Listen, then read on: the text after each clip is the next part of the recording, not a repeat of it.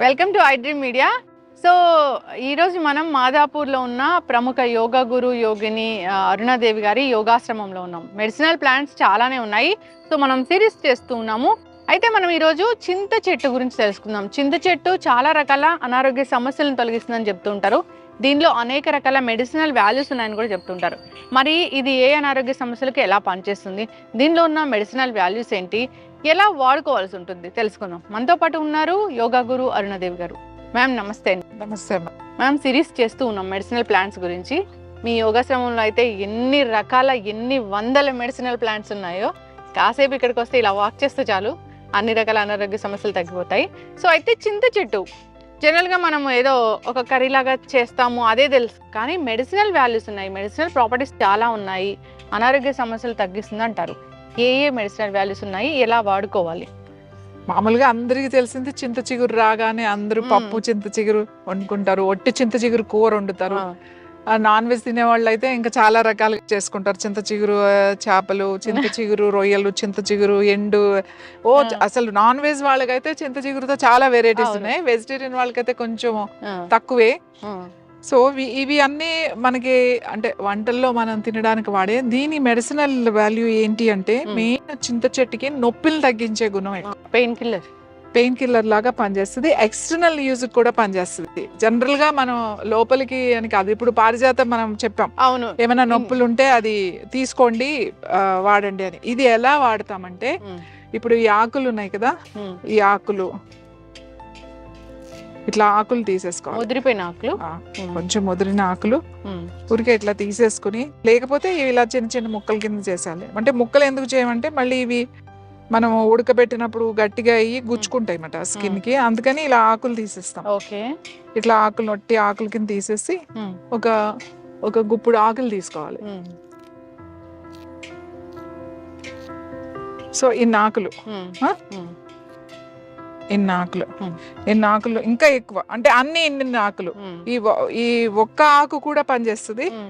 బాగా నొప్పులు ఉన్నాయంటే ఇంకా మీకు ఎంత కావాలంటే అంత, ఇంకా అన్ని ఆకులు తీసుకుని, ఈ ఆకుల్ని ఏం చేయాలి అని అంటే, ఈ ఆకుల్లో ఒక నిమ్మకాయ కూడా అక్కర్లేదు, సగం చెక్క కోసి, ఆ సగం చెక్కను మళ్ళీ 2 ముక్కల కింద కోసి ఈ ఆకులో పెట్టేసేయాలి.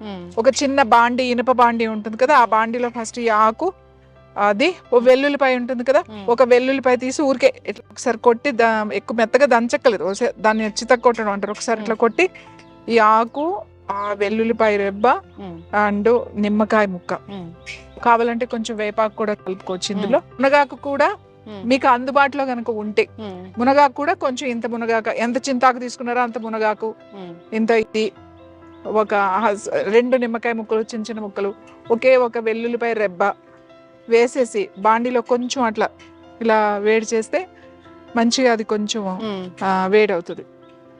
ఒకవేళ మీరు దాంట్లో కొద్దిగా నువ్వుల నూనె, 1 స్పూన్ నువ్వుల నూనె వేయండి, 2 స్పూన్లు అయిన పట్టు, 1 స్పూన్ నువ్వుల నూనె వేసి కొద్దిగా అవి ఊరికే తడవడానికి అంతే, ఇవి కొంచెం వేడి చేయండి. ఇది మనం ఆకుకూరలాగా మగ్గినట్టుగా అవుతుంది. అప్పుడు ఏం చేస్తారంటే, ఒక తెల్లని కోరా క్లాత్ ఉంటుంది కదా, తెల్లని బట్ట ఉంటుంది కదా, కాటన్, దాంట్లో ఇది వేసేసి మన ఆ బట్టలో వేసి మూట కట్టాలి.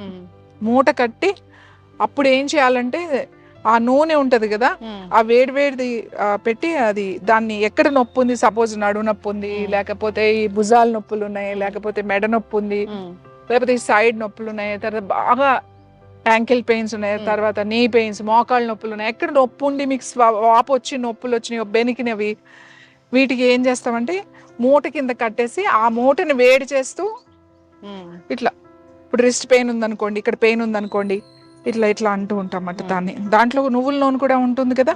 మళ్ళీ కొంచెం చల్లగా అయిన తర్వాత మళ్ళీ ఆ పెనం, దోశ పెనం అయినా పర్వాలేదు, చిన్న బాండి అయినా పర్వాలేదు, మళ్ళీ దాన్ని వేడిని ఇట్లా అనుకుని మళ్ళీ ఆ కొంచెం వేడి తట్టుకునే వేడిని ఇట్లా కాపడం అంటాం కదా, ఆ మూటని వేడి చేస్తూ ఉండాలి. ఈ ఆకులు మూట కట్టాం కదా, దాన్ని కట్టుకుంటూ ఇట్లా కాపడం పెట్టుకోవాలి. అలా ఒక 5 రోజులు 6 రోజులు కంటిన్యూస్ గా కనుక మీరు చేశారు అంటే, ఆ స్వెల్లింగ్స్ తగ్గి నొప్పులు చాలా బాగా తగ్గుతాయి. చింతాకు ఒట్టి ఆకులన్నీ లేవండి, చింతాకు అయితే ఉంది మా దగ్గర అంటే చింతాకు ఒక్కటి కూడా మీరు అలా చేసుకో.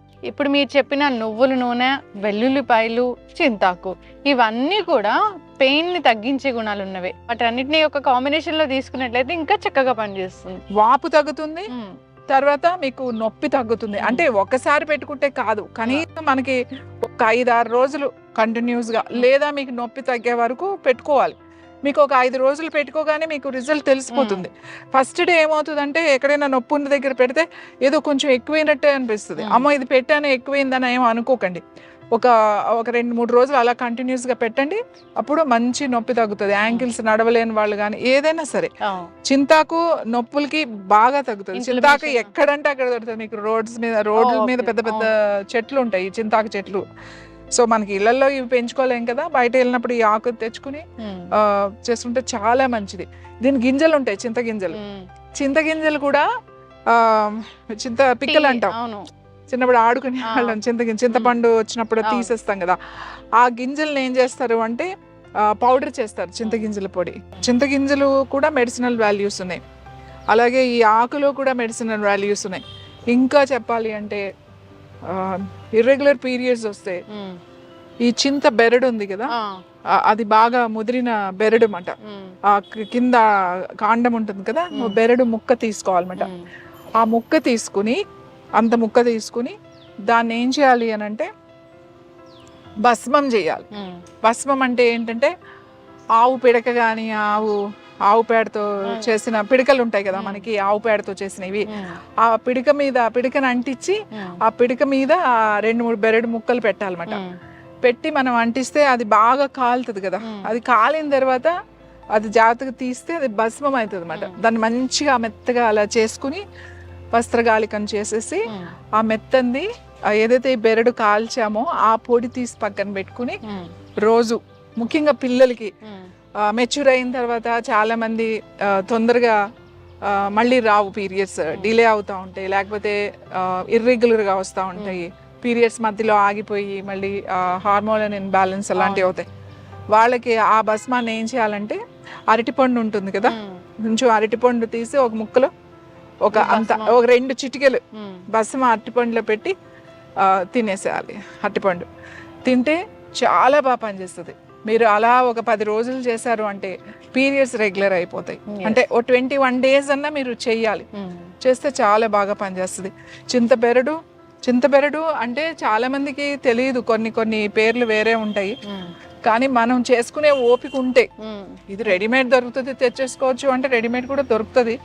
ఓపిక ఉండి మన దగ్గర అవకాశం ఉంటే అలా చేసుకుని కనుక తీసుకుంటే మంచి రిజల్ట్ వస్తుంది. ఖచ్చితంగా మ్యామ్, చాలా చక్కగా చెప్పారు. చింత చెట్టు అంటే జనరల్గా అవి మనం తీసుకుంటున్నామంటే దీనిలో మెడిసినల్ వాల్యూస్ ఉన్నాయని, కాకపోతే తెలియదు ఏ అనారోగ్య సమస్యలకు ఎలా వాడుకోవాలని. మీరైతే చాలా చక్కగా చెప్పారు, పెయిన్ కిల్లర్ ఎలా పనిచేస్తుందని, ఇన్ఫ్లమేషన్ తగ్గిస్తుంది అని.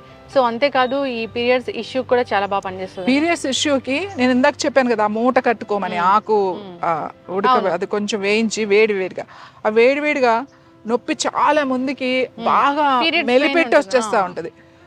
ఎంత అంటే పాపం వాళ్ళు అసలు కదలలేరన్నమాట, మూమెంట్ ఉండదు, ఏ మెడిసిన్ వేసుకున్నా పనిచేయి. వాళ్ళకి కూడా దీన్ని చక్కగా కింద పొట్ట మీద ఈ లోయర్ అబ్డామిన్ మీద కనుక కాపడం లాగా పెట్టుకుంటే, ఆ మూట పెట్టి కాపడం లాగా పెట్టుకుంటే ఆ నొప్పి కూడా చాలా బాగా తగ్గిపోతుంది.